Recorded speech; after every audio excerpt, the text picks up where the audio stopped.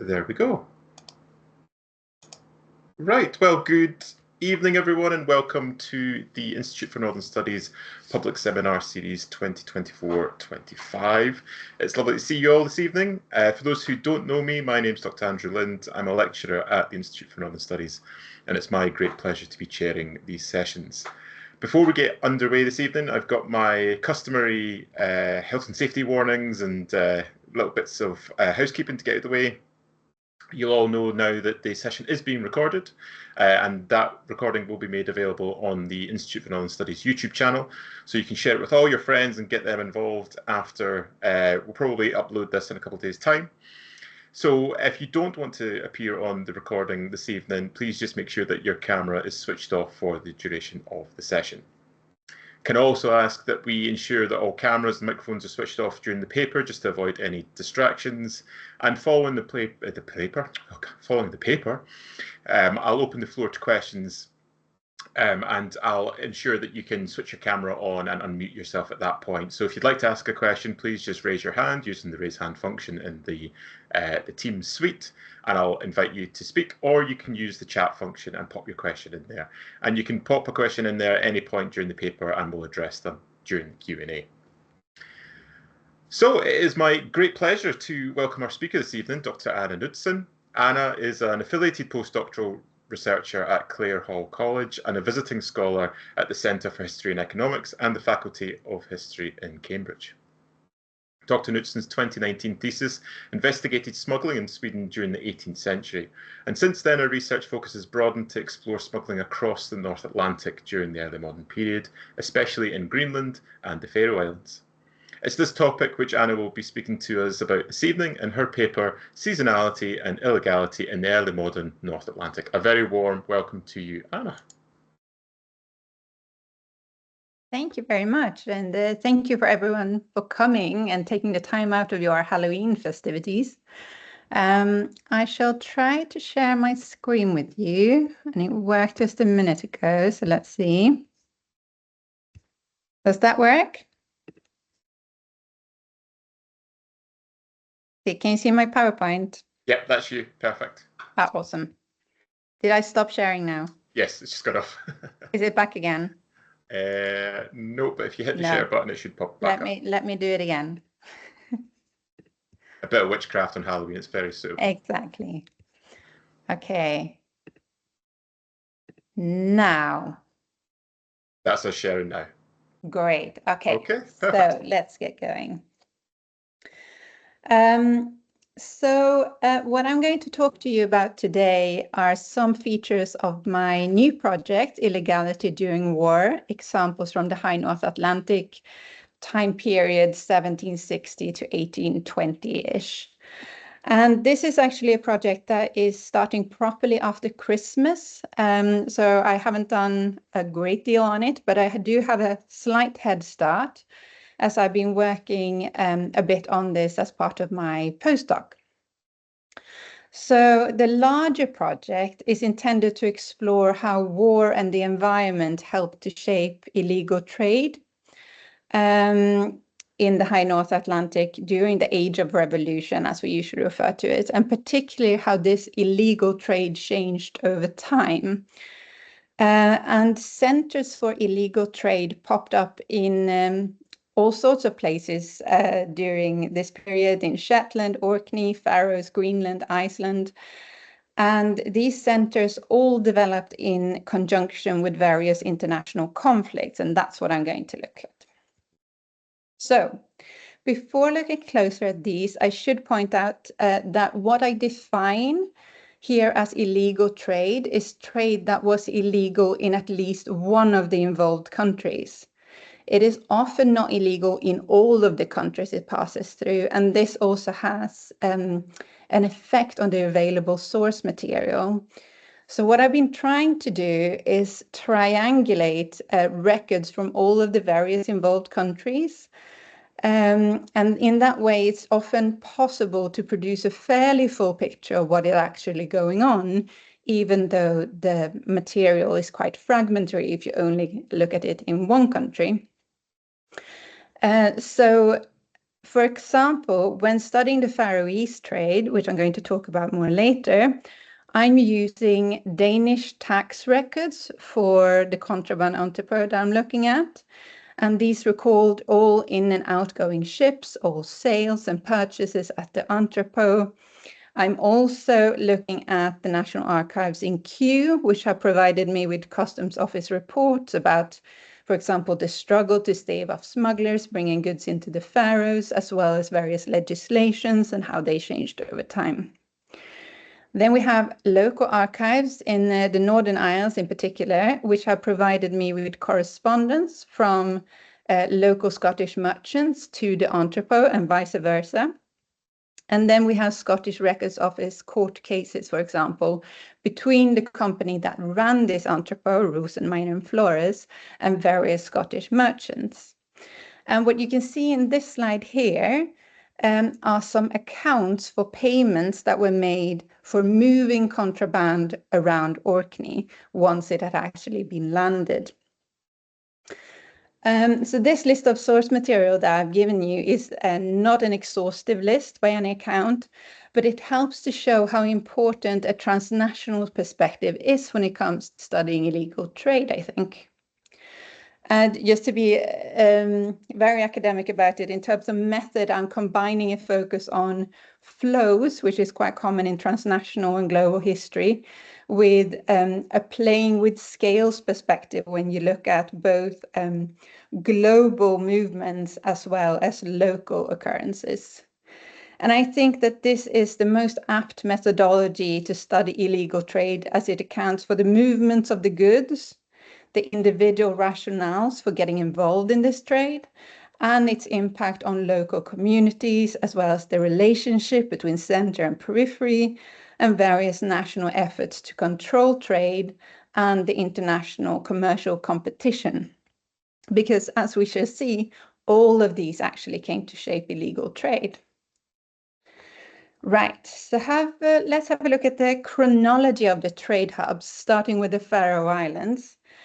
So the earliest contraband hub that I'm looking at is Faroe Islands. It was established in 1767.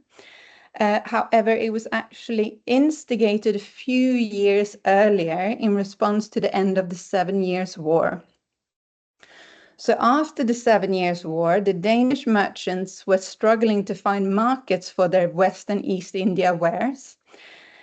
During the war, Denmark had functioned as a neutral carrier, supplying European countries with wares from across the globe during a time when normal trade channels were down. However, during peace, Denmark really struggled to sell their global wares, and a lot of them ended up in warehouses around Copenhagen. The Faroese entrepot, it was hoped, would help to resolve this situation and expand the market for Danish global wares by catering to particularly Scottish and Irish smugglers. So while this trade was deemed illegal by British authorities, the entrepot was licensed and legal at the Danish end, and it received a state license in 1766.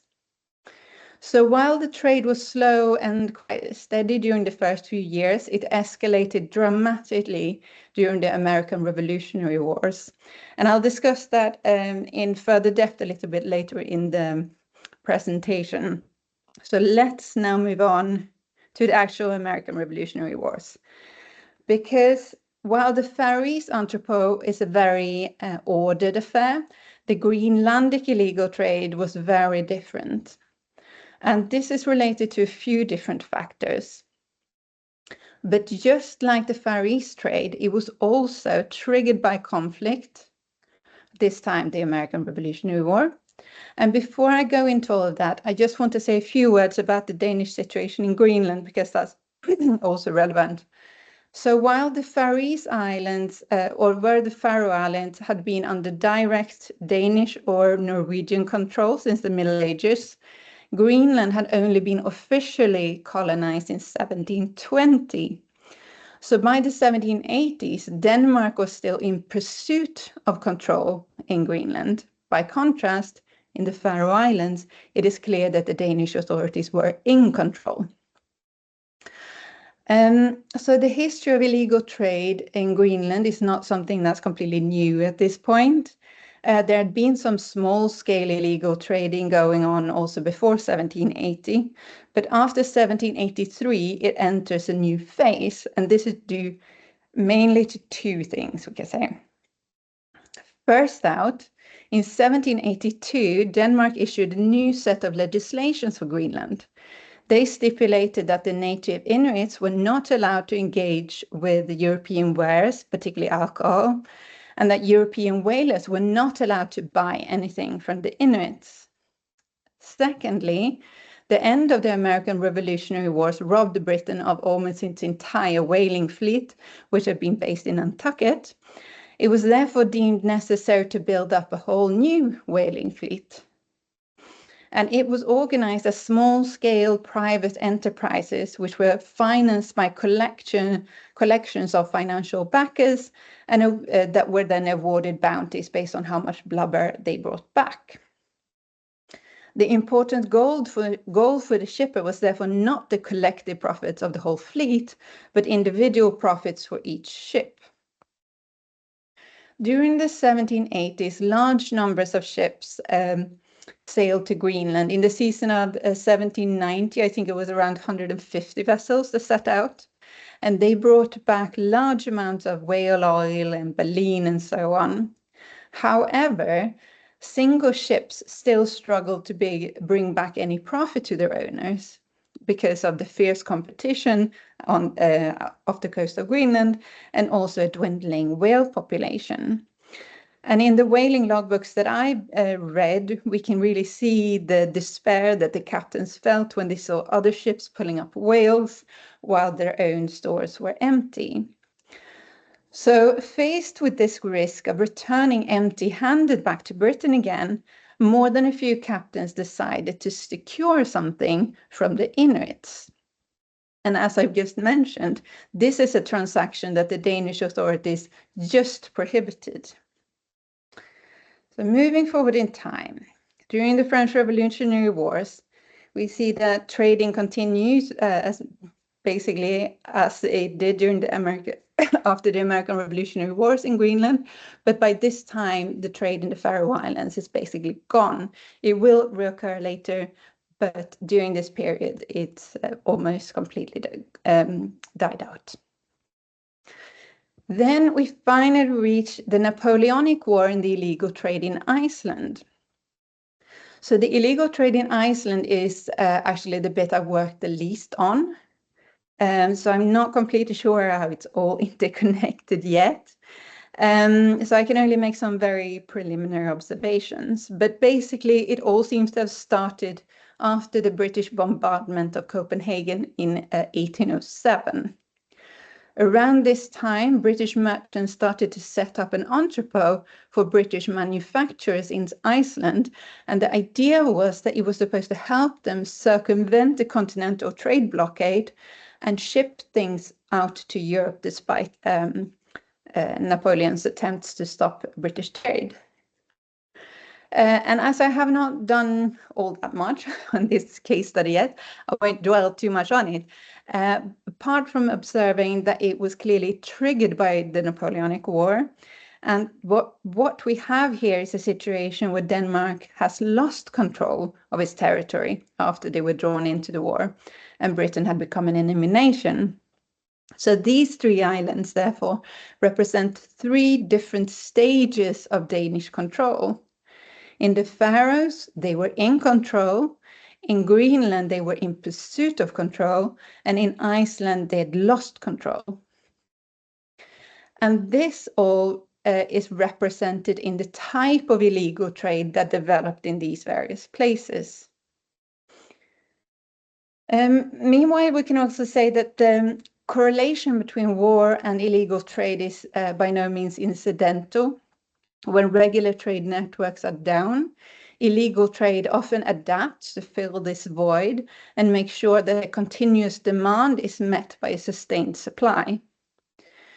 War also dramatically changes various conditions for trade even after it has ended, and illegal trade could be used as a way of handling a new and challenging trade situation, like in Greenland.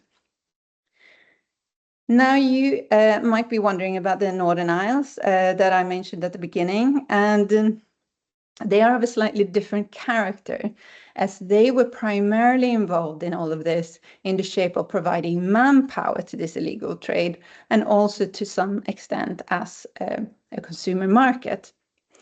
So they were active on a more permanent basis, you could say, compared to the Faroe, Greenlandic and Icelandic sites that were active for shorter bursts of time.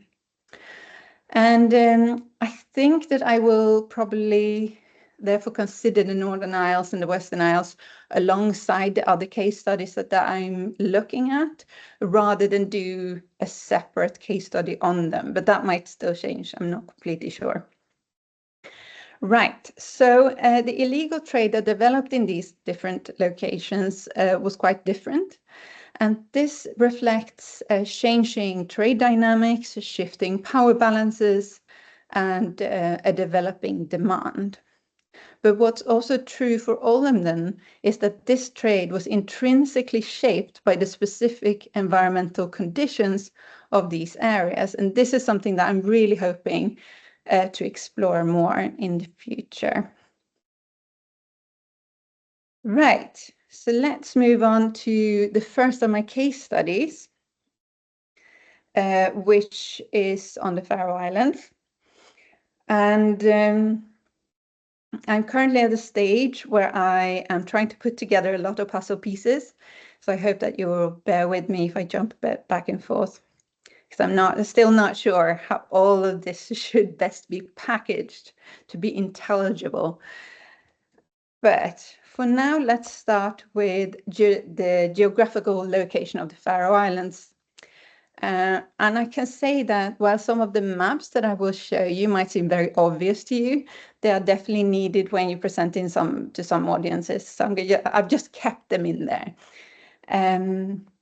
Right, so as you will know, the Faroe Islands is located roughly halfway between Shetland and Iceland. They were originally formed as part of a volcanic eruption, resulting in quite a steep and disconnected geography. They are also located in the middle of the western wind belt, which means that even for a North Atlantic context, they're extremely windy. This combination of steep cliff edges and strong westerlies have always made the Faroe Islands a particularly tricky destination. Despite all of these hindrances, the islands emerged as a contraband hub in the middle of the 18th century.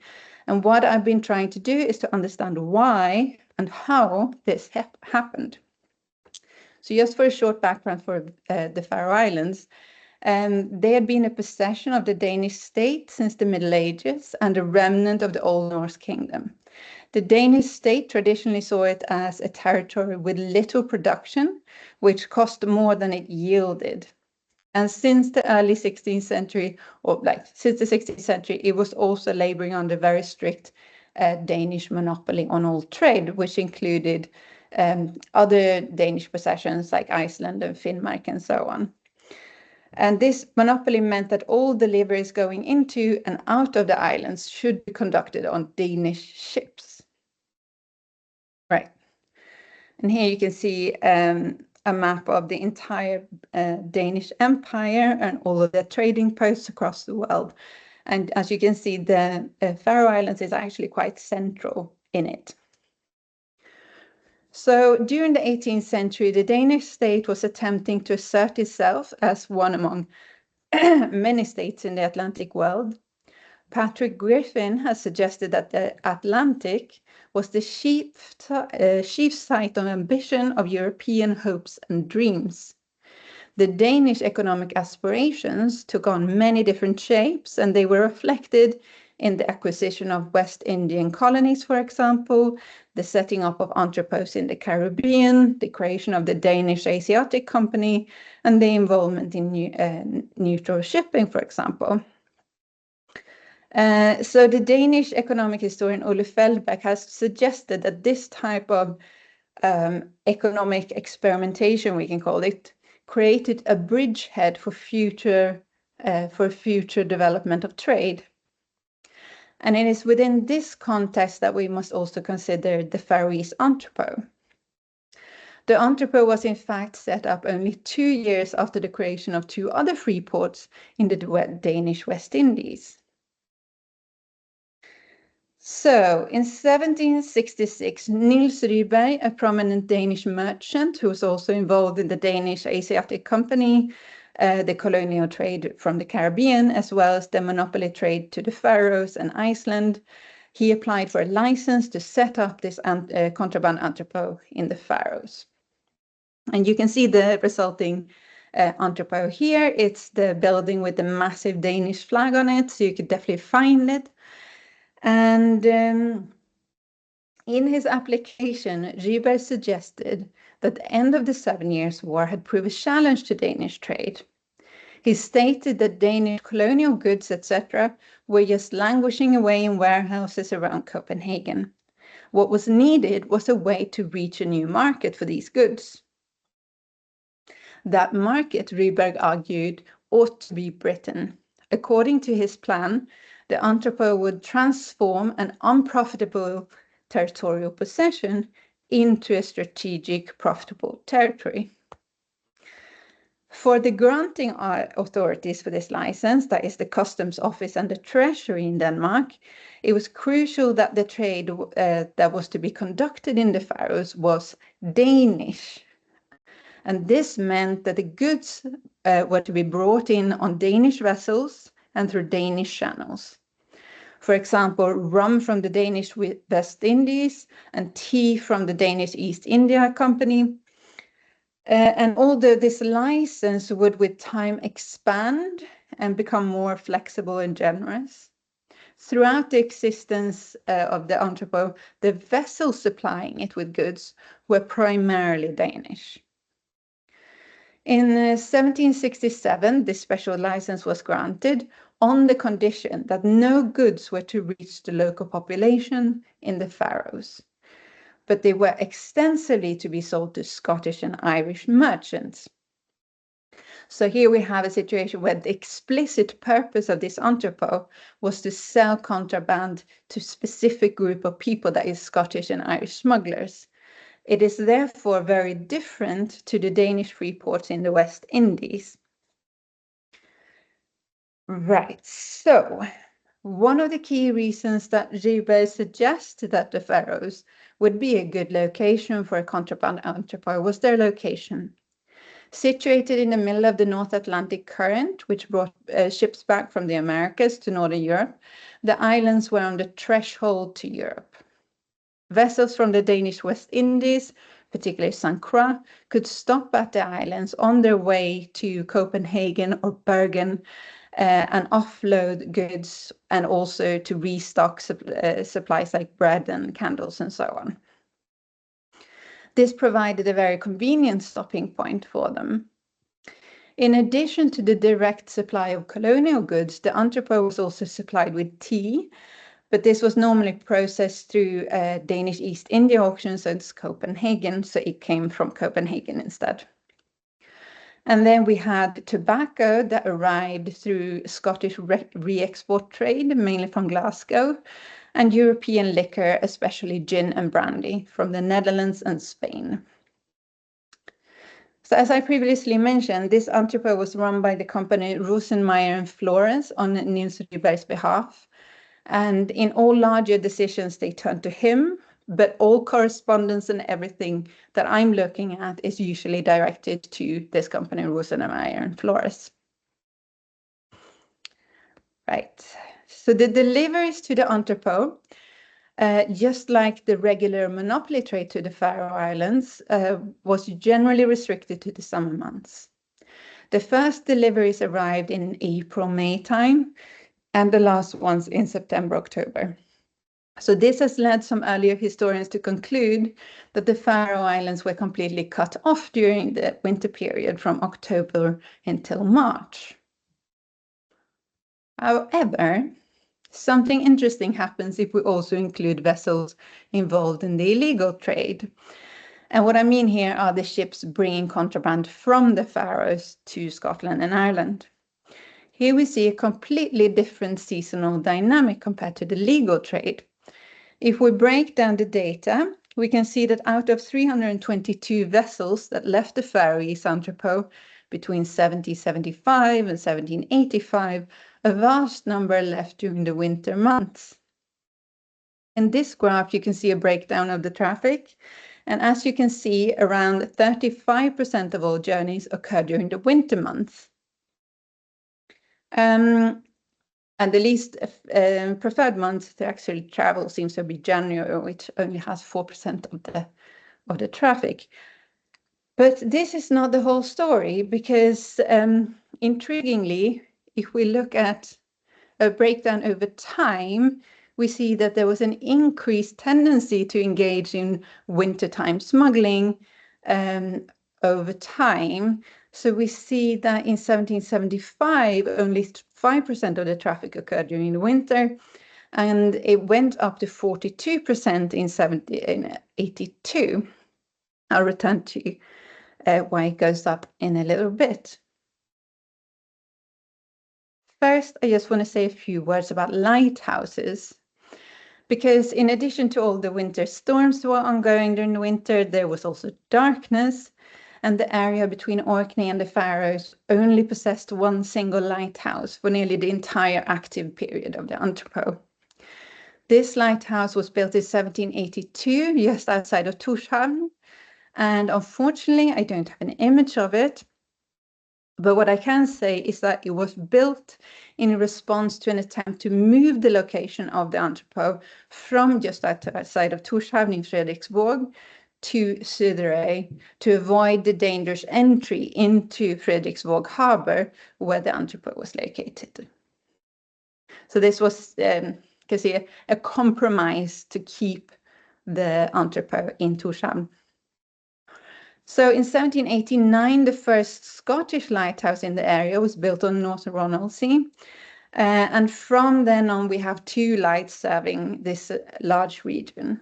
There were no lighthouses built in Shetland, I think, until the 1820s, so quite a long time after my period. The winter storms and the lack of adequate lighting produced a very dangerous environment for the small sloops involved in this illegal trade. The smugglers themselves also comment on these dangers. One of the most vocal ones is George Jonsson, who was a smuggler from Kirkwall. In 1780, he wrote, "What a melancholy scene must it be to behold men's bodies floating on the water or dashed to pieces on the rocks daily in the winter season, when tempestuous gales of wind and weather drive them on shore."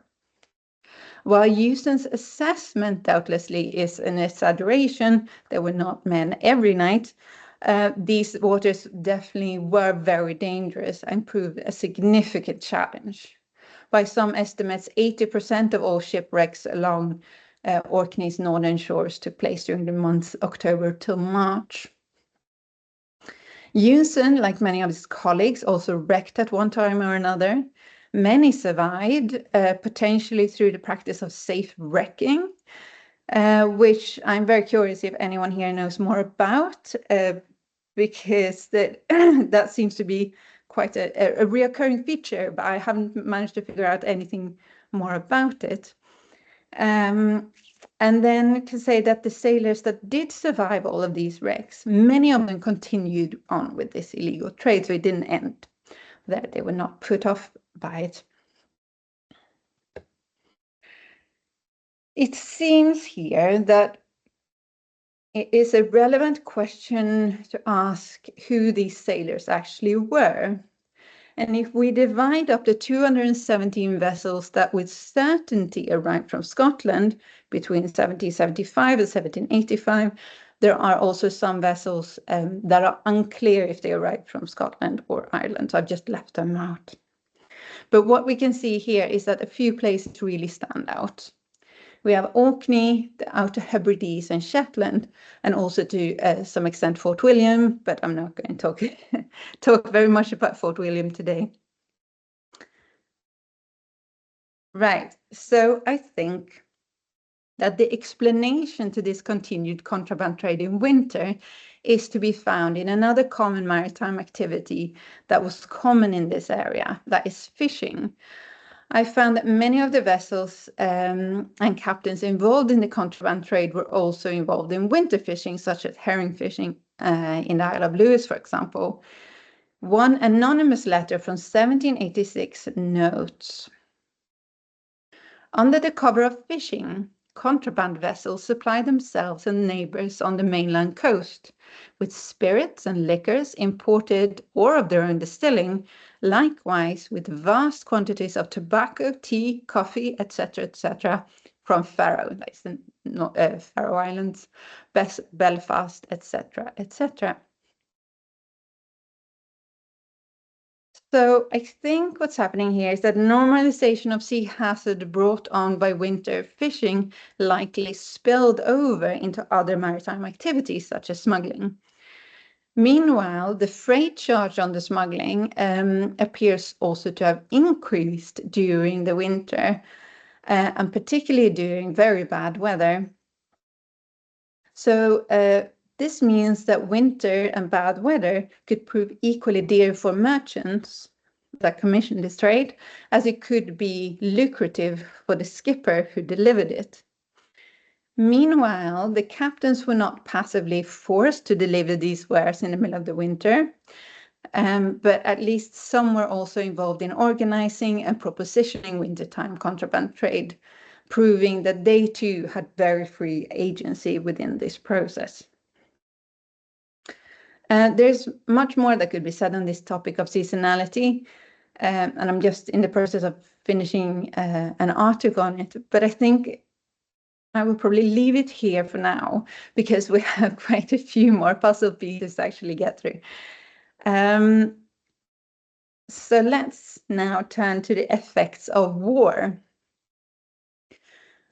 So as I've already noted, wintertime smuggling was at its peak in 1782, and the reason for this was the American War of Independence, which by 1782 involved not merely the colonies and Britain, but had also drawn in France, Spain, and the Netherlands. And the Netherlands is one of Denmark's main competitors, both in terms of neutral trade and illegal trade. So while Rieberg's justification for the entrepot when he applied for the license was that it would serve to expand the market for Danish goods in peacetime, it is really very, very clear that it is during wartime that it comes to its own. You can see it here. If we look at this graph of the complete turnover from the Faroese entrepot, we can see that war had a dramatic effect on the trade.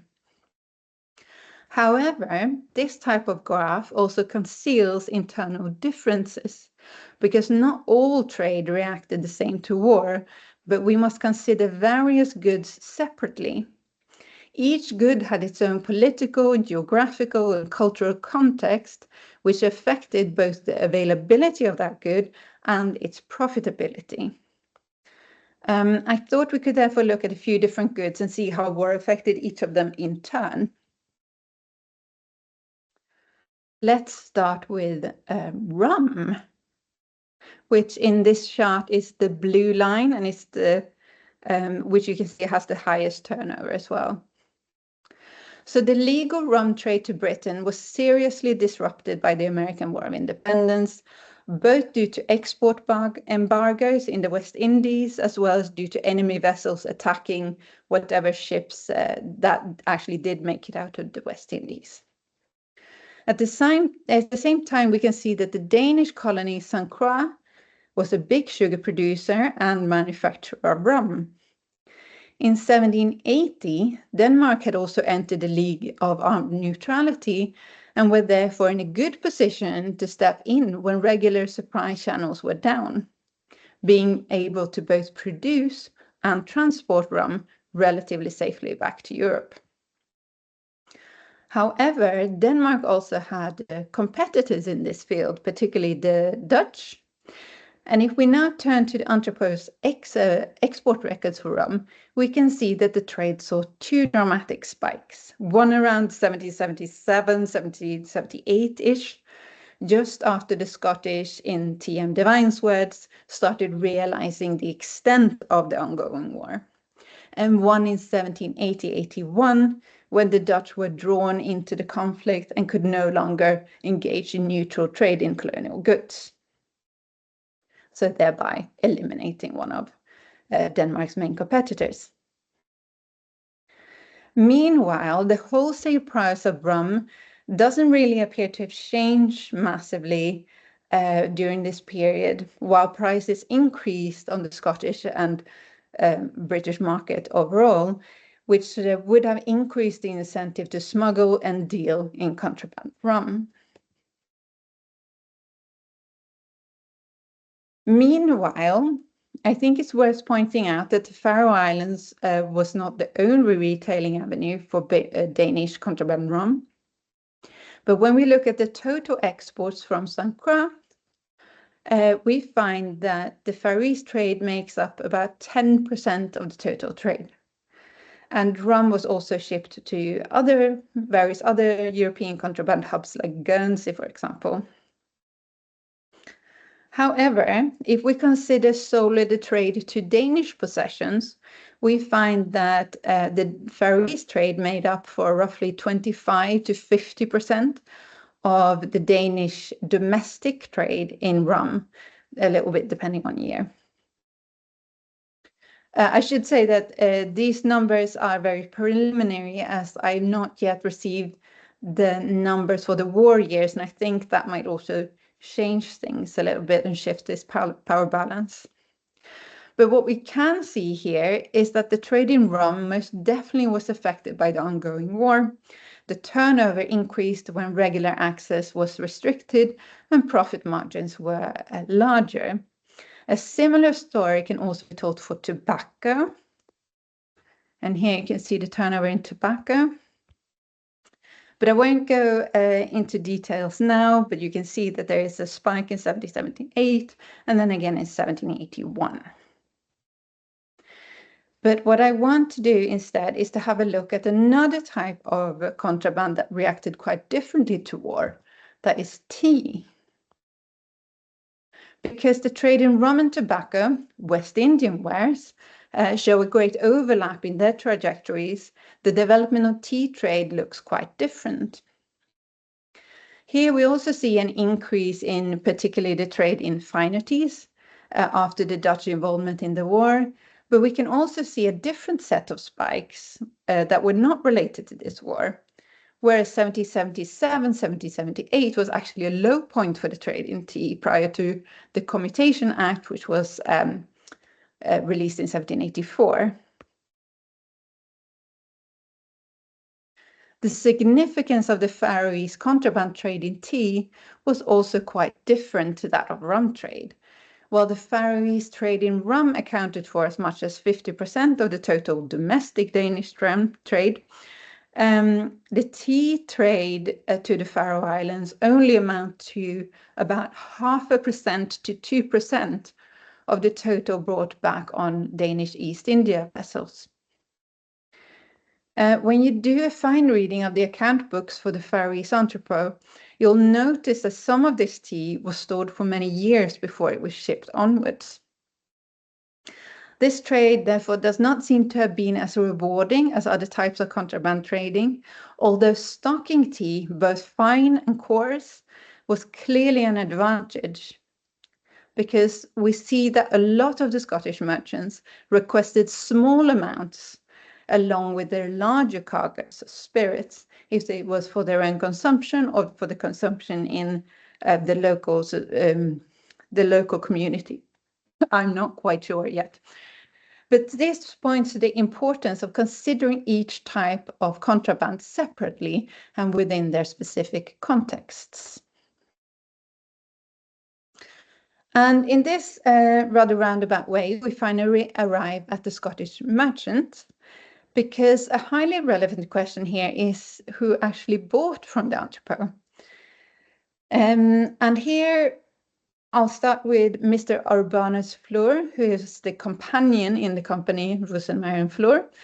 And he had an active relationship to merchants in northern Scotland. He traveled around to try to carry business and appears to have kept up a relationship, at least with some of them, for many, many years. And a lot of the Scottish merchants were repeat customers for as much as 10 years. So this was clearly a long-standing commitment for some of them. And in the course of my work, I've also started drafting a map of the various merchants who corresponded with the entrepot and who I know for certain also made purchases there. And I'll show it to you. This is very much work in progress. So you can see the map as it looks today, and presently contains 23 merchants dispersed, as you can see, pretty much over all of northern Scotland. So correspondence between these various merchants give insights into partly how the whole thing was arranged.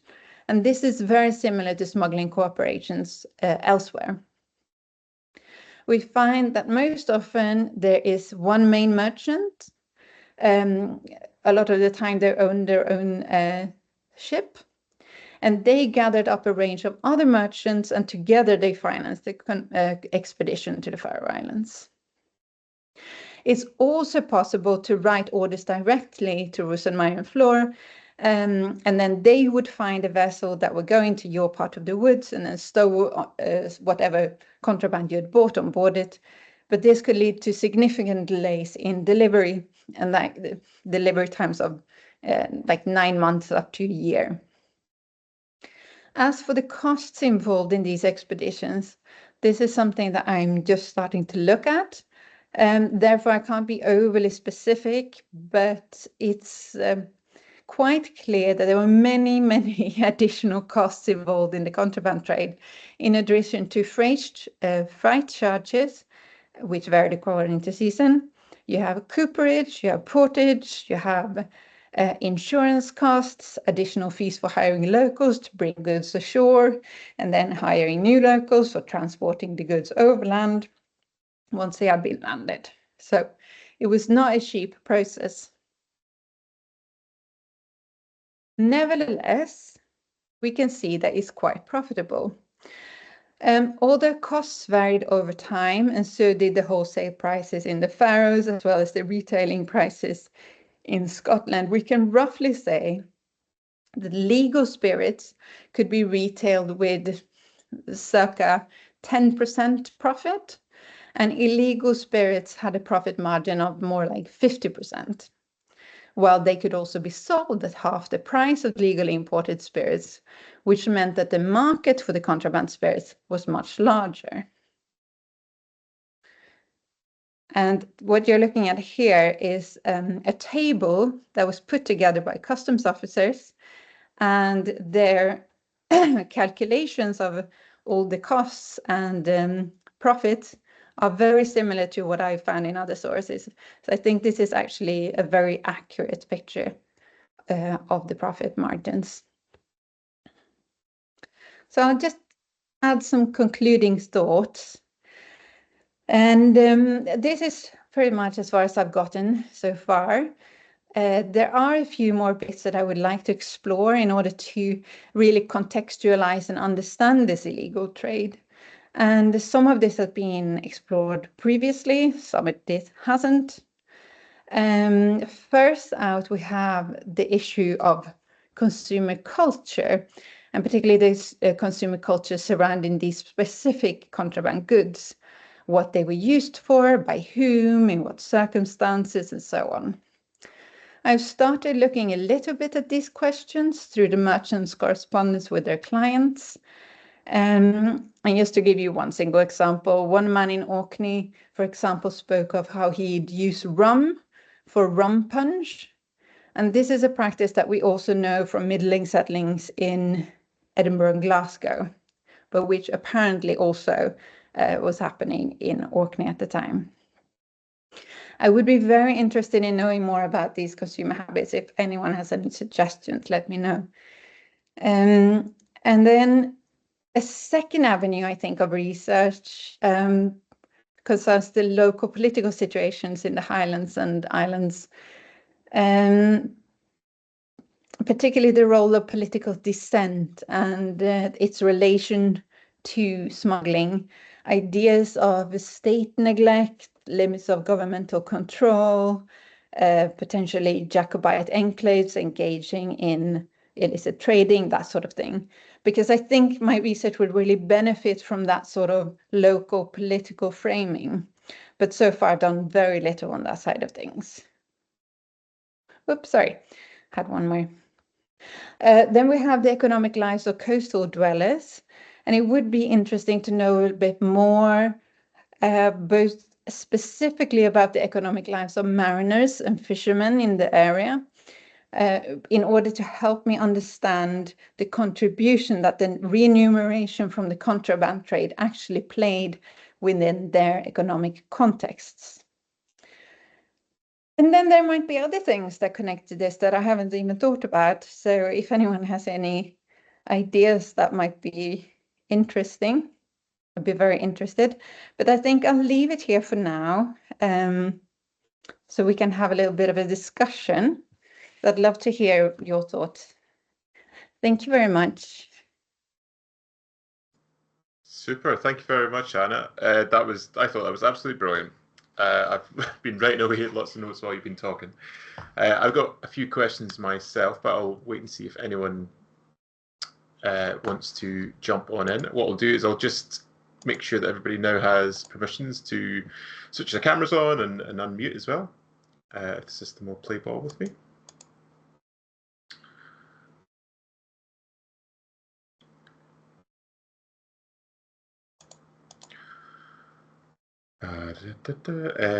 Here we go. There we go. So everybody should now be able to switch cameras on and pop mics on as well if you have any questions, or you can use the chat function and I can pick up bits and pieces there as well. Maybe while people are just gathering their thoughts on it, I've just got a very straightforward question to begin. You mentioned at the very beginning that the Danes really locked down on the trade with the Inuit. Why is that? I think this is part of the attempt to establish control. And they wanted to control the Inuit trading because they wanted to buy all the blubber and all the seal hides. Right, so okay. that could go back into the Danish trade, so they didn't lose control of it to other parties. And one problem which the Inuits also refer to when they're explaining why they're selling to the British is that the Danish are paying so poorly. So I think to avoid this competition, they're trying to crack down on it and just making it illegal to avoid having to compete with others who could offer better prices. Right, okay. So it's very much about protecting their monopoly rather than cutting down trade. Right, okay. Okay. I don't see any other questions in the chat, so I may just monopolize myself and ask another question. You mentioned about the Northern Isles acting as these repositories for manpower and also kind of markets as well. What's the British state's attitude to this? Because they presumably were aware that quite a lot of this is going on, and especially if they're recruiting for these smuggling runs. Have you come across any kind of attempt to crack down on that from the British side of things, or are they quite happy just to let that continue? They're not very happy about it. Okay. A problem for them is money, because what they really need are more customs cutters. And I think they have to prioritize which areas they're going to patrol. And it seems like what they decide to do, apart from controlling the channel, which is the main focus, it's mainly the Irish Sea that they're patrolling. Okay. And then at that point, they don't really have any vessels left. And there's a discussion like, can we build more? But the customs office doesn't have any more money to get any more vessels. And therefore, they do spot interventions where they know that something is going on. But most of the time, they don't know when or where something is going on. So I think there are 4 customs cutters in all of Scotland, and there are 2 on the west side, 2 on the east side, and nothing really to the north. So it's a problem of manpower and a problem of funding, but they are definitely not happy about it. But it's unclear how they're going to resolve it. Right, okay. That's really interesting because you had that fantastic map that showed the trade routes, and that the Northern Isles are very much at the epicenter of that alongside Faroe, but they're obviously not picking up on that. Yeah, okay. Definitely. And there are attempts to establish some sort of global hub in Orkney as well, just like what happens in the Faroe Islands. But I think that's a very local attempt that doesn't really, they don't really listen to it in London. Okay. But it is suggested because of the centrality of it within the maritime network. Yeah. Okay, cool. I'll stop talking for a second just to see if anyone else has any other questions. I know there's people typing away in the chat, so I think we've got something coming there.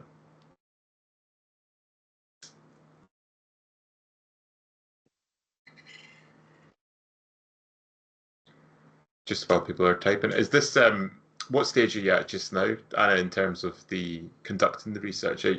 Obviously, you talked about your 3 main case studies there and the Northern Isles on top of that. How far into, obviously this is very unfair because you're just starting off on this, but whereabouts are you in terms of getting to grips with that archival data? So I think I'm quite happy really with the Faroese material that I have. I would like some more Scottish material, and I've just gotten a grant to go to Shetland and Orkney, so hopefully I can go there within too long. I also have some extra material that I need from Denmark in relation to their West Indian colonies and so on. But then I feel like I've got a fairly good idea of what's going on in the Faroese Northern Isles situation. The Greenlandic side of things is more vague at the moment, but I do have quite a lot of material from Q, etc., that I can work with. But and the Icelandic bit I haven't started on, so don't ask me any more questions. Okay, I won't. I promise. We've got 2 questions in the chat and the Q&A. I'll start with Helgi's question. She says, greetings from the Faroes. This is a very interesting presentation. Can you tell me a little bit more about the sources that you've explored in your work, both Faroese and in Scotland? Yeah, so I've been working quite a lot with the official tax records, as exciting as they sound. They give quite a lot of information. They're all in National Archive in Denmark. Some of them are available digitally, which was very good, but a lot of them aren't. So that's like the core source of material that I have, which really records all in and outgoing ships and so on. One area that I would have liked to have looked at more, but I haven't had a possibility yet, and I've also looked at the Skansen protocol from Faroe Islands to kind of back up, because they talk a little bit to the entrepot records. But I haven't had a look at any local discussions about the entrepot within the Faroe Islands. So I don't really understand or have a good understanding of how the locals viewed this trade. That I don't know. And that would be an interesting thing to look at in the future, I think. But then it's been extremely useful to get my hands on the court cases that deal with this trade, because they really get into the nitty-gritty, and you have a lot of documents that have otherwise been lost, like invoices and bills, and various documents that the captains sign for the sort of liability risks and so on that goes into it. And this is also where I found out that these vessels are insured. I need to find out where they were insured, if there are any records that go into this, because oftentimes you see that wintertime insurance is much more expensive than summertime insurance. And is this also something that you can see in the Faroese trade. I don't know because I haven't found the records yet, but that would also be a very interesting avenue to go down, I think. Yeah, absolutely. We've got a question from Matthew in the chat. Is there any attempt that you've seen to intervene in the illegal trade by making it socially unacceptable to buy these goods? That's a very interesting question. And I would say that the answer to it is somewhere in the question of political dissent, which I want to know more about, because it seems to me that there are definitely attempts to make it socially unacceptable, but they're only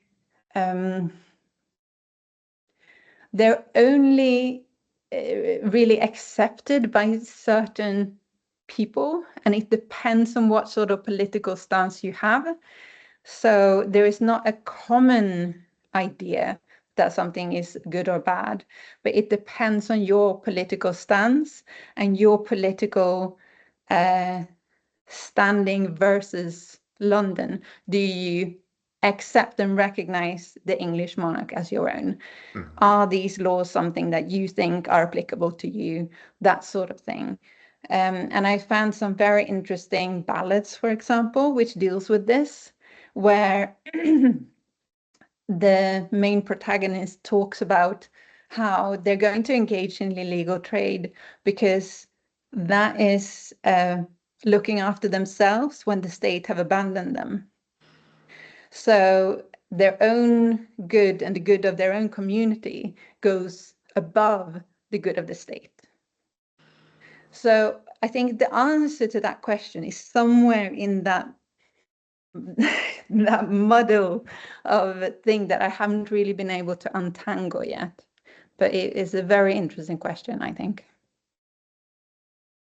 So just a follow-up to that, Matthew's just popped in. So is it fair to describe it as illegal if in many cases it is lawful on one end and an act of protest on the other? So I think yes, because you still have the legislation against you somewhere. And usually when something is illegal, I mean, it has to do with the legal code that you're working against. The fact that it's illegal kind of shapes the shape of the trade. And it has a matter of how you retail things. It shapes how people go about using it and so on. So I think it is both illegal and relevant, but you must always be very sensitive to how people were thinking about it versus the authorities that were trying to control it, and be aware that there might be tensions there. If that answers the question. Yeah, no, I think this is really interesting. Just kind of linked to that, you've spoken a little bit about the types of goods that are being smuggled. So you spoke about rum and gin and tea, really interestingly. What other are they the kind of the main goods that you've seen pop up, or are there other big categories that are occurring? I'm just thinking in terms of linking that to dissident kind of culture. Alan McInnes and other people have written about international jacobitism and certain goods become very fashionable and in vogue within those circles. Is that being reflected in the goods that are being smuggled in, perhaps? Perhaps, because you do see, for example, a certain level of claret from France that is imported. Yeah, and okay. It might very well be that that goes into what you're talking about, Andrew. I think also to some extent, I think the rum is actually very interesting. Like, what is it actually used for? I mean, rum has kind of not elite connotations, but middling sort of connotations, but it's also used on board boats. So it's very common that instead of payment or instead of partial payment, you get rum quotas. Yeah. So a lot of people who are engaged in maritime activities of various sorts have developed a taste for rum. And that is not really addressed when you're talking about the consumer cultures of coastal populations, for example. So it would be very interesting to see what sort of consumer habits they actually have and what consumer cultures they're used within, because I think they are clearly used, but by who, when, I think is a very interesting question. And it might be that that is also that rum, for example, which when you're buying Danish rum, that's part of a political dissent as well, because you know you're actually undermining the British state by buying it. Yeah, okay. Lots of really interesting subplots going on. Does anyone have any other points they'd like to make or questions? Hi. I wondered if I could ask, can you hear me first? Yes, Caroline, on you go. Okay, right, thanks. I wondered if you'd noticed any, or if there's any intersection between the fairly partially documented network of Orcadian merchants across the North American seaboard who are using Orkney as a smuggling, as a point for smuggling goods, mostly from Amsterdam and the Dutch provinces, with what looks like the consent of the custom, an arrangement with the customs service there, but albeit personal, whatever. Whether that intersects at all with anything you've seen heading through Faroe, or is there a connection at all, or does that just not? Does it seem very separate? I can say two things on that. Firstly, I think the Faroese trade and the trade to Amsterdam and Hamburg and all of these other sort of smuggling hubs, they're all interconnected. So the same merchants are buying from the same places. This is just the Faroese trade is one of the channels of many. So it's part of the competitive framework of various smuggling hubs. And then it's clear both that the merchants and also the sailors were involved on both sides. So George Hewson, who I mentioned earlier, who is a smuggling captain, he also came to work for the customs office. And there are many of those sort of mix matches. And then the question becomes like, whose interests are you looking after? What sort of, how do you perceive your own position within the system? Are you actively trying to undermine it, or have you switched sides, or what is going on there? And it's not always completely clear. But what I think is interesting here is that the issue of smuggling kind of becomes a point of contention between people in the local society, where your political allegiances or your local interests are played out on this small issue of smuggling. So we, for example, they start a society for the suppression of smuggling.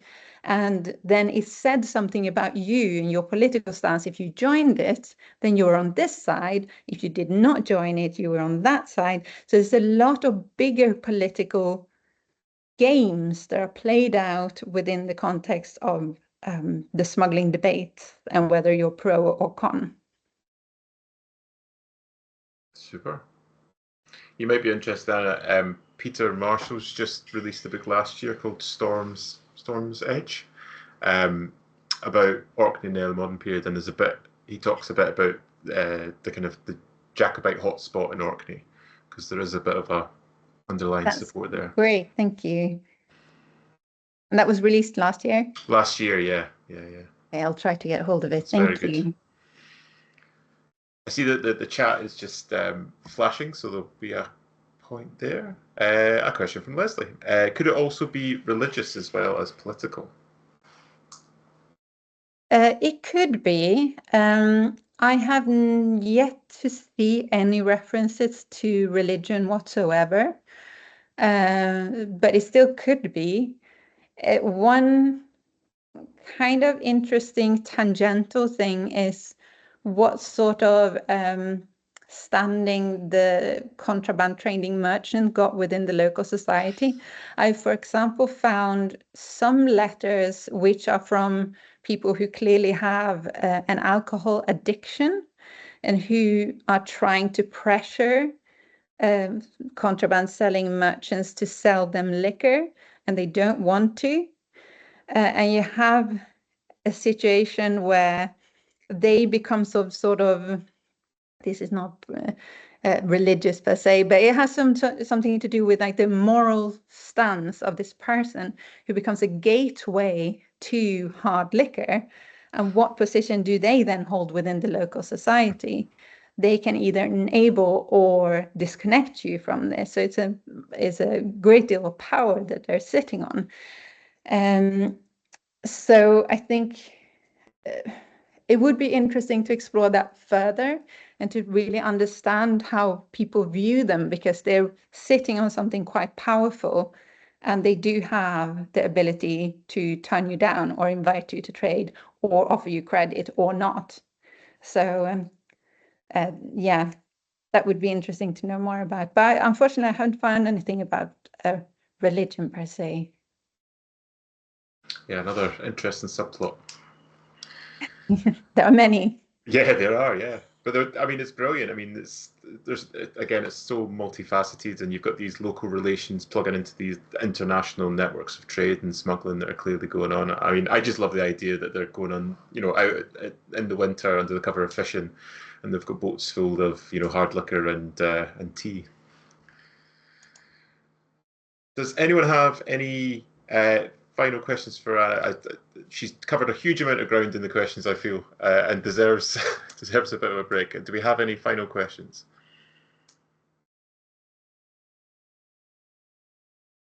No, perhaps not. Okay, so what I'll do then, I'll draw things to a close, and I just ask that everyone joins me in our traditional INS awkward round of applause to teams.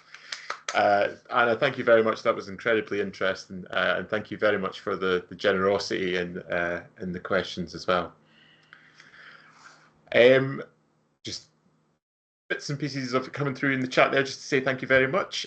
Before I let everyone go this evening, I'd just like to very quickly draw everyone's attention to our next seminar. If I can find the right button on my screen. There we are. So our next seminar in the series will be taking place on the 19th of November, our usual 7 o'clock time slot, but it'll be on a Tuesday rather than our usual Thursday. So just for people to make a note. And we'll be welcoming Professor Cecilia Trenta from Malmö University, who will be talking here and now at Historical Sites, Pupils and Guides Experiencing Heritage. So a very different topic to tonight. But once again, everyone, thank you very much for giving up your Halloween night to come and join us. A huge thank you to Anna. That was really, really interesting. And best of luck. You'll need to come back and tell us what you find in Greenland and Iceland as well. Thank you very much for having me. Not at all. Pleasure. And thank you, everyone, for tuning in, and we will see you next time.